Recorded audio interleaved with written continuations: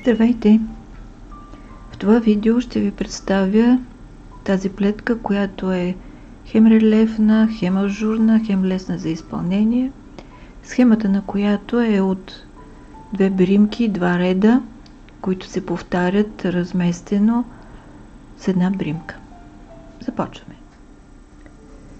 Първият ред е от лицевата страна и тук плетем две крайни бримки, след което наметка, свивка, две лицеви за задната стена, наметка, две лицеви, наметка, две бримки, сплитаме лицево, наметка, две бримки, наметка, две бримки и така до края на реда.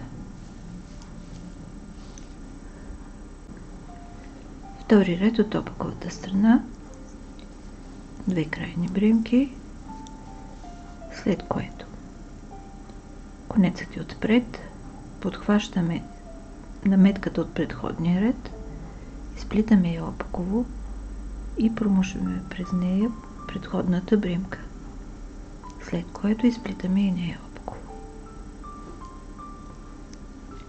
Една опакова,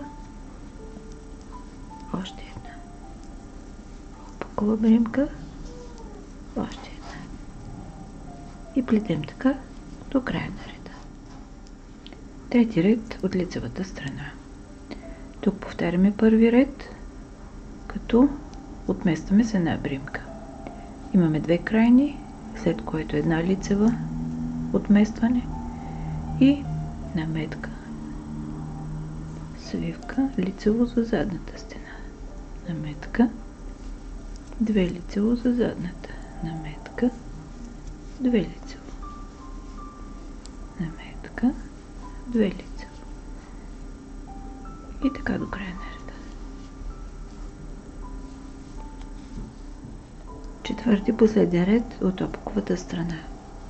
Имаме две крайни бримки, след което една опакова за отместване и продължаваме като във втори ред.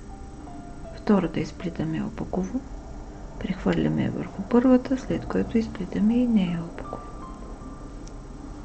Една опакова, прехвърляме втора.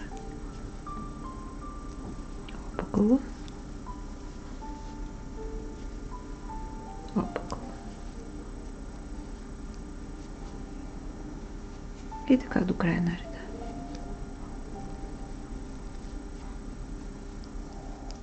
Тази плетка с лесните си 4 реда е доказателство как красотата е в простите неща. Изглежда семпло, много подредено, ажурно, релефно и е подходяща за всеки сезон. Горещо ви я препоръчвам. Благодаря ви, че бяхме заедно. Ако харесвате това видео, натиснете бутон лайк. Абонирайте се за канала и за известията, за да гледате всички мои видеа. Пожелавам ви вдъхновение, плетете с любов и бъдете щастливи. До скоро!